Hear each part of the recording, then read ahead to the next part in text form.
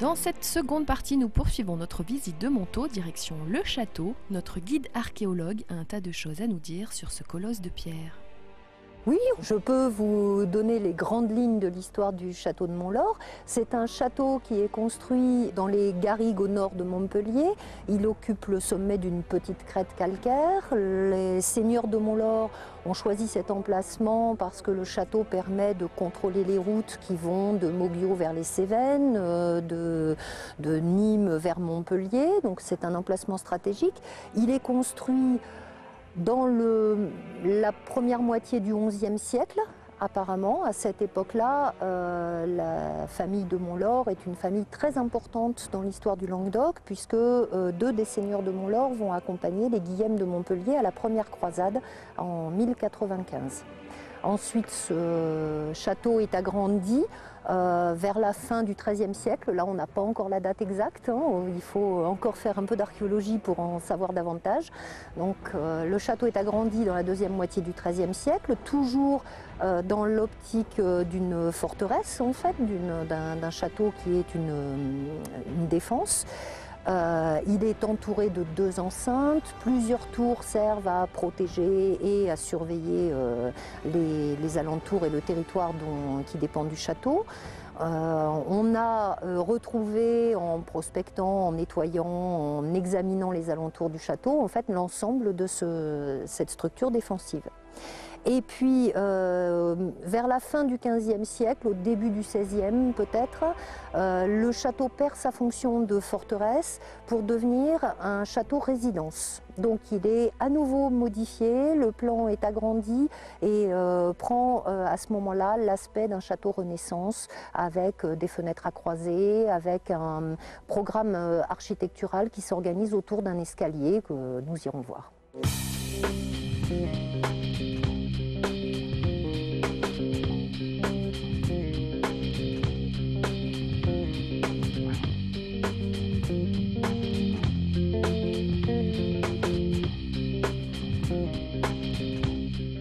J'ai le plaisir de présider l'association Montaut Patrimoine. Nous travaillons à la consolidation, à la mise en sécurité du château de Montlore depuis 2008.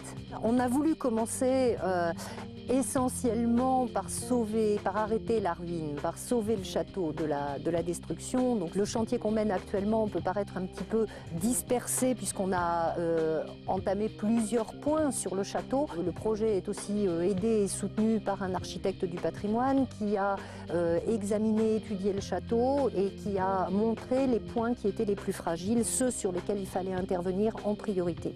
Donc ces points, c'était des voûtes percées par exemple qui menaçaient de s'effondrer, des fenêtres qui étaient en partie détruites et qui risquaient de disparaître intégralement. Donc on a travaillé sur ces points, c'est-à-dire que l'association a travaillé à l'étude du bâti, a fait des sondages archéologiques pour mieux comprendre le bâtiment aux endroits où l'entreprise allait travailler. Et ensuite, nous avons fait appel à une entreprise spécialisée qui est venue pour réaliser la part de travaux qui était beaucoup trop techniques pour que de simples bénévoles puissent les faire.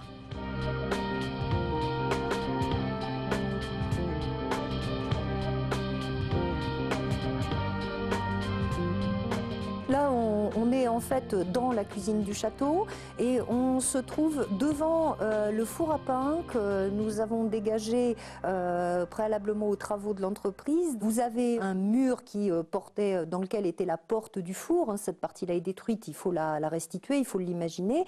Et derrière, vous voyez la couronne de tuiles qui est la partie qui reste en fait du dôme du four. Alors c'est un four à pain comme on en trouve encore dans de nombreuses maisons de campagne, dans de nombreuses fermes, un four immense dans lequel on mettait du bois à brûler, on obtenait des braises, on poussait les braises, on mettait le pain et puis on fermait la porte et on obtenait ainsi le pain pour une maisonnée. Alors la dimension du four est assez importante et ça vous permet d'imaginer les tablés que ce four pouvait servir à nourrir.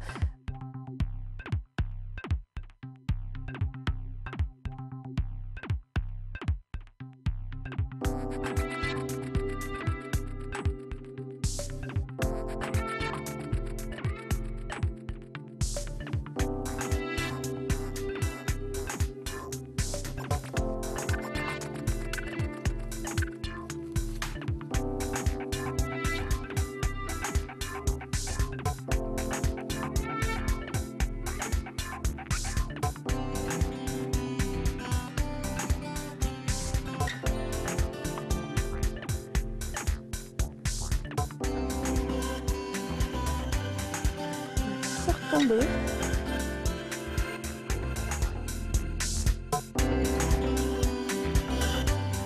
Nous partons pour notre rubrique évasion sur le mont Tegual, dans le Gard. Nous prenons de la hauteur sur cette terre rude où paissent les moutons et où les hommes se serrent les coudes. Avis aux amateurs de sensations vertigineuses, nous prenons de la hauteur pour observer le ciel et ses caprices.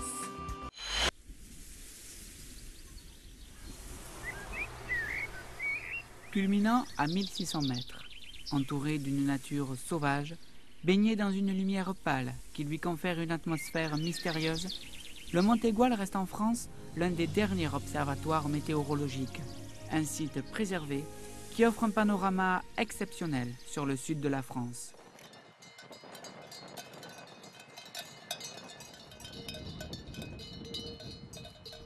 Contrairement aux idées reçues, cet observatoire n'a pas toujours été un centre de météo.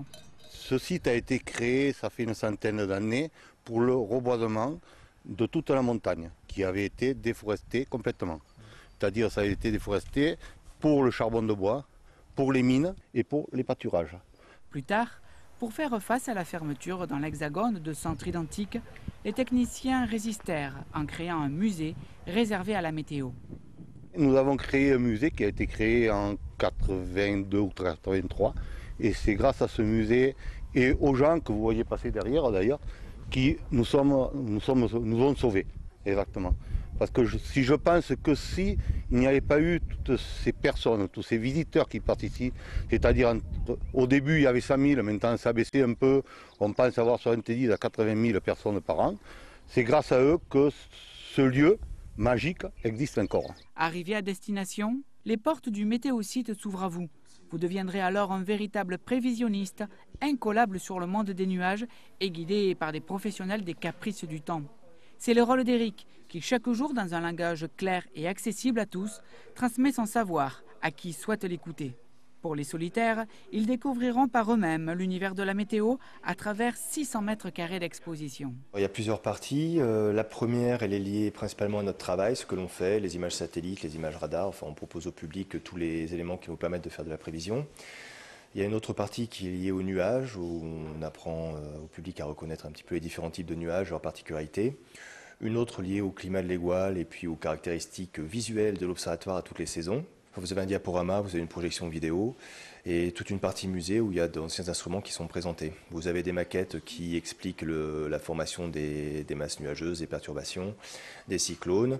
Et dans la salle annexe qui est juste en dessous, enfin à proximité de la tour, vous avez toute une partie qui est dédiée au réchauffement climatique. Le réchauffement climatique, un sujet d'actualité. Et au cœur de la tempête médiatique, la curiosité ne désemplit pas. Et oui, ils sont très curieux, notamment sur notre travail, sur ce que représentent les cartes que je viens de stipuler, le réchauffement de la planète, le devenir de la station, nos conditions de vie, le climat à l'Égual, et puis surtout le temps qu'il va faire dans les jours prochains. La situation géographique de l'Égual permet un large tour d'horizon, embrassant certains des plus hauts sommets de France, comme le Canigou ou le Mont Blanc. Un spectacle unique qui n'attend plus que vous.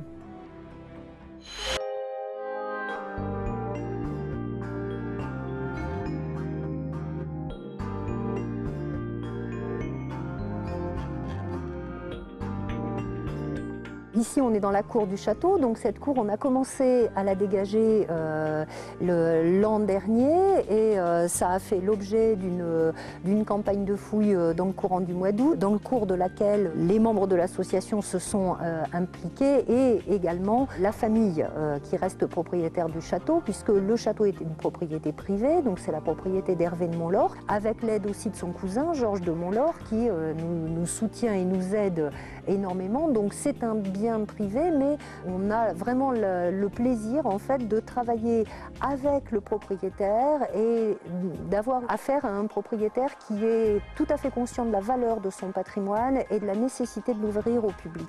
Et ça facilite grandement le travail de l'association, ça mérite d'être mentionné. Quand on était jeune, quand on venait au château, on avait des anecdotes. Mais nous, à notre époque, on avait une pierre, on jetait une pierre, si on arrivait à trouver le puits et a touché la cloche qui était enterrée au fond du puits, on se mariait dans l'année. C'était disons, une histoire de jeunes qui n'était pas forcément vérifiée après, je veux dire. Voilà. Et c'est pas arrivé pour vous alors? Ah non, non, moi je me suis marié mais sans jeter la pierre.